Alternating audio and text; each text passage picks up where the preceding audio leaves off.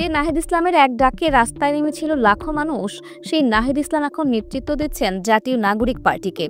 যদিও গণঅভ্যুত্থান এবং রাজনীতি দুটোই অনেক আলাদা বিষয়, তবু অনেকেই নাহিদ ইসলামকে দেখেছেন ভবিষ্যৎ বাংলাদেশের গুরুত্বপূর্ণ নেতা হিসেবে। আগামী জাতীয় নির্বাচনেও সবার দৃষ্টি থাকবে এই নাহিদ ইসলামের দিকে। ধারণা করা হচ্ছে আগামী নির্বাচনে তিনি খুবই গুরুত্বপূর্ণ আসন ঢাকা ১১ থেকে অংশ নিতে পারেন।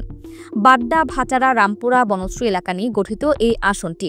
নাহিদের বাড়ি ঢাকার দক্ষিণ বনশ্রীতে। জানা গিয়েছে তিনি ঢাকা ১১ আসন থেকেই নির্বাচনে অংশ নেওয়ার জন্য প্রস্তুত হচ্ছেন। তবে এই আসনে বিএনপির টিকিট পেতে পারেন বিএনপির ক্ষুদ্র ঋণ বিষয়ক সম্পাদক এবং ঢাকা মহানগর উত্তর বিএনপির প্রতিষ্ঠাতা সাবেক সভাপতি এম এ কাইয়ুম। একদম তৃণমূল থেকে উঠে আসা বিএনপির এই নেতা বেশ আগে থেকেই শুরু করে দিয়েছেন জনসংযোগ।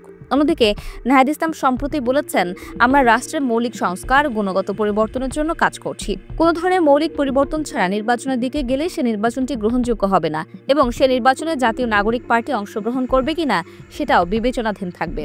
নাহিদ ইসলাম বলেন, বর্তমান সময়ে যে মাঠ প্রশাসন রয়েছে সেই মাঠ প্রশাসন আমাদের কাছে মনে হয়েছে নিরপেক্ষ আচরণ করছে না।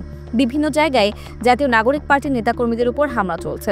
সেই জায়গায় প্রশাসনকে নিশ্চুপ ভূমিকা পালন করতে দেখেছি। প্রশাসন নিরপেক্ষ না হয়ে কার পক্ষ নিচ্ছে? এমন প্রশ্নের জবাবে নাহিদ বলেন, আমরা লক্ষ্য করছি প্রশাসন আমাদের প্রধান রাজনৈতিক দল বিএনপির পক্ষ অবলম্বন করছে। অনেক জায়গায় এবং মাঠ পর্যায়ে যে ধরনের চাঁদাবাজি চলছে সেই জায়গায়ও মাঠ প্রশাসন আসলে নিশ্চুপ ভূমিকা পালন করছে।